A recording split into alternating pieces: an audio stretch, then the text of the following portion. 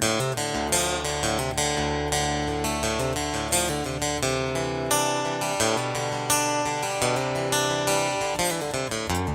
know, nobody in the TEDx audience at University of Arizona was moving. They were just spellstruck as the Navy SEAL moved around the little red circle that they had put him in, and he was talking about forms of leadership, a very specific form of leadership, but nobody was moving. I mean, you could hear his breath. You could hear the intensity of his breathing.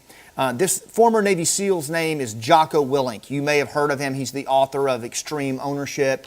He's got a great podcast, and he was a commander of SEALs in Iraq, and he was telling the story. His topic on this TEDx talk was extreme ownership, and it was a really short TEDx talk. I mean, I think it was about 13 minutes, but he owned the room. As he moved around the room, he was like what Bo Eason says, he was moving like a predator.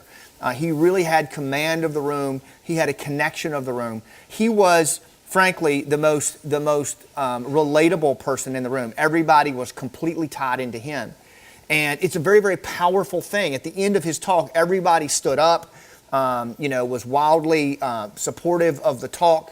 And, you look at TEDx talks, they cover the whole gambit, and you wonder, okay, well, what is it that this guy did that was so powerful, that was so visceral, that was so moving and compelling that folks just jumped in behind him at the end?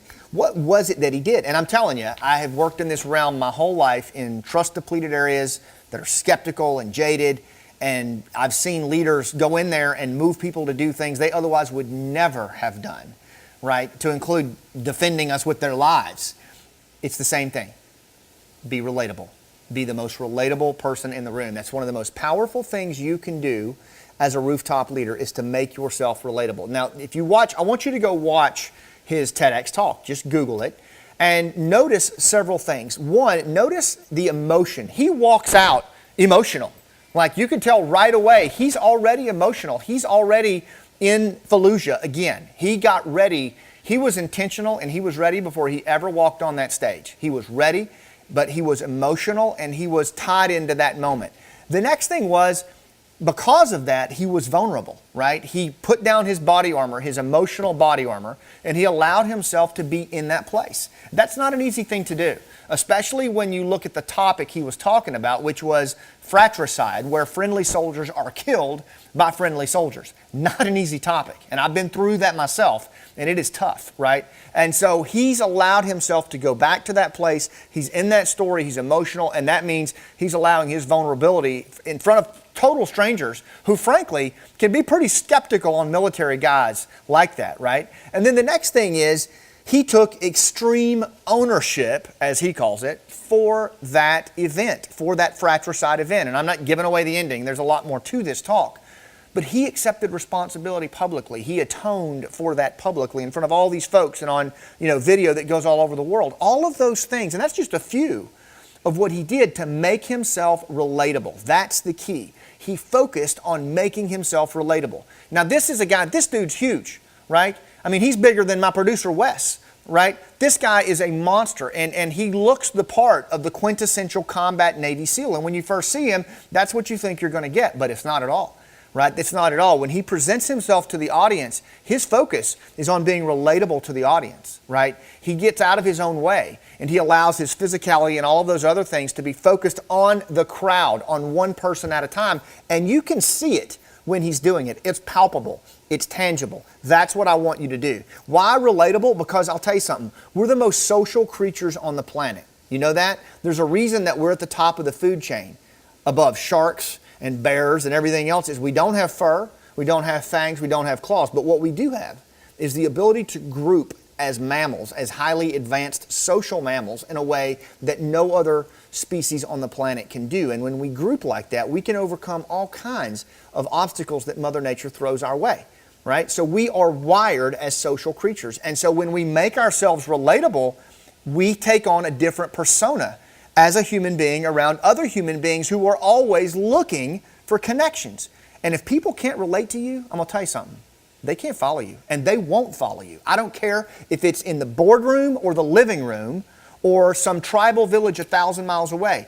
If people don't relate to you, they will not follow you. They'll only follow you to the bare minimum required. When you're not looking, they're done, right? They're gonna move on and they're gonna punt. So if they can't relate to you, they won't follow you. And when you think about it, today in a sea full of selfies, when you think about how many people are plugged in but tuned out, and it seems like everybody's just running through the rat race, not paying attention to anything. How in the world do you present yourself as relatable? Well, guess what? People are hungry for authenticity. People are hungry for transparency. They're hungry for the kind of things that Jocko showed in that TEDx, right? And you can look, Wes, what are his podcast numbers right now? It's probably one of the top rated in the country, right? Hundreds and hundreds of thousands, right? He's a former Navy SEAL, rolled right out of the SEAL community, just doing what he did. He's relatable. He's relatable, right? And he works hard at being relatable. You can do the exact same thing. People are hungry for that. So what I'm going to challenge you to do is focus more on other people's goals.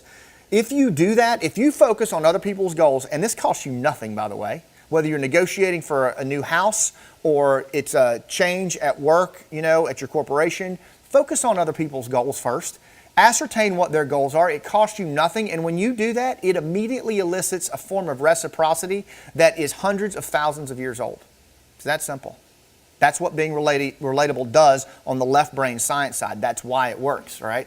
That's as long as I'm going to geek out there, I promise. But the thing is, here's the steps that you can do right now. 3 things. 1, ask people their goals. Just ask them, what are your goals, right? Or try this one. I absolutely insist that we meet your goals first. Watch what happens.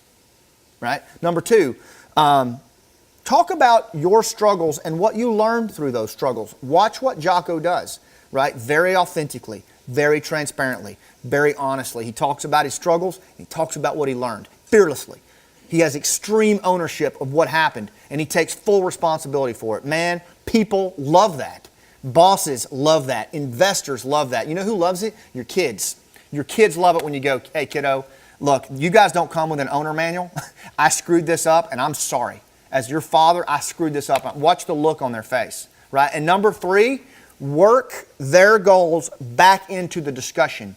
Demonstrate cognizance and command of their goals in the context of where you're going. It runs deeper than I can even tell you.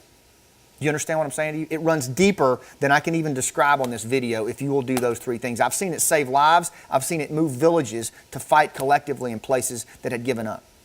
That's how powerful this is. When all else fails, ask yourself this question. Am I relatable? Am I relatable?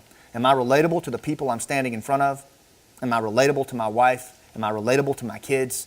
Am I relatable to my employees? And a lot of times the question that will come back to us is not necessarily favorable, but the good news is just right the ship.